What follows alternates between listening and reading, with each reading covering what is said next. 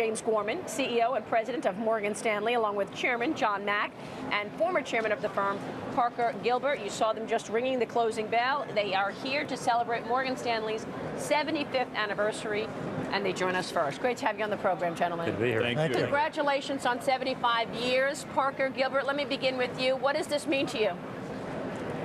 It's hard to describe. I mean, I started work 50 years ago, and to think of where the firm has come from what it used to be and the complexity, the size, the success, it's really exciting, and particularly to get to know these two guys who have really done a remarkable job in difficult times. They really have, and I think Wall Street would agree. John, you running the firm during one of the most tenuous and vulnerable moments in the history of our great country. Right. Talk to us about where we are today. I'm going to ask you again about this later because, of course, we're 2 years almost to the day from that fateful weekend. But how would you characterize business today? Well, the business has changed dramatically in the sense there's much less leverage. We're very focused on our illiquid assets. People are really paying attention to the risks in the market and liquidity. So what we all went through was a crisis of liquidity. We do not want that to happen again. So I think there's a lot more scrutiny focused on balance sheet, risk, and capital. Which is a good thing. It's a very good thing. You're seeing people hoard cash. We've got a savings rate of 6%. You're seeing companies certainly hoard cash, some $2 trillion on balance sheets, and all at the same time, James Gorman, we get even more sort of definitions of what that conservative approach means. What are your thoughts on the new Basel rules out today? Well, firstly, Maria, it's just great to be here for the 75th with these two gentlemen and carry on the legacy of Morgan Stanley. The Basel rules, I mean, what we needed was certainty, and we're finally getting some certainty. The new capital requirements, liquidity requirements are not unanticipated. And we're comfortable with that. I mean, what we and the markets, shareholders are looking for is certainty, and will make for stronger banks as we move forward. So we're comfortable with it. Yeah, a lot of people saying that that's really the one missing part that we're talking about going into 2011, the certainty, that people have the confidence to, in fact, add heads to the payroll and to actually put a strategy forth.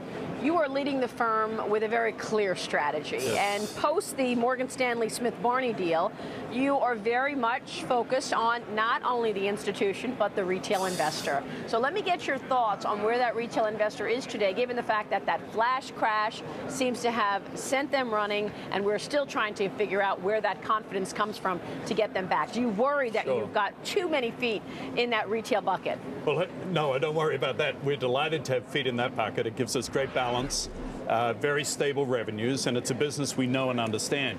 The bad news is the flash crash represented a low point for the retail investor. The 4 weeks after that was some of the worst activity we've seen since September 11. The good news is clients did not take money out and put it in other assets. They just held it back in cash and short-term fixed income. That is now starting to creep back slowly into the market. So confidence is beginning to come back. And it will take some time, but it's beginning. And John, of course, you were the architect of the strategy for the firm and have been for many years. Let me ask you about this change in the Basel structure and the capital rules. Is this going to mean that we see another restructuring of perhaps sales and trading desks, the sales and trading model, given the fact that now we've got new regulation? Is this going to change the look of Morgan Stanley again? I don't think so. I mean, I think there were pieces out of the Dodd bill that may have some restructuring. It'll be very small. At the end of the day, James and I have talked about it, and others on his management committee, this is something that makes sense. And we need to make sure that we have the stability in place, the risk management in place, and regulatory oversight that we need. So we don't look at it at all as something that's going to create a huge restructuring for the firm. So you're not expecting new asset sales and new changes as a result of the regulation? Nothing major at all. Parker, you've seen so much change over the years in business. What strikes you most? What struck you when you saw the details of FinReg and now Basel? Is Wall Street very different than, let's say, you said you've been doing this 50 years? Clearly, years ago, yeah. Clearly, it's very different, and you know, so many things have influenced. Technology has really expanded the universe of opportunities and created some of the problems. There's more business being done today in more different kinds of securities and niches than ever before. When I started, Morgan Stanley had 150 people.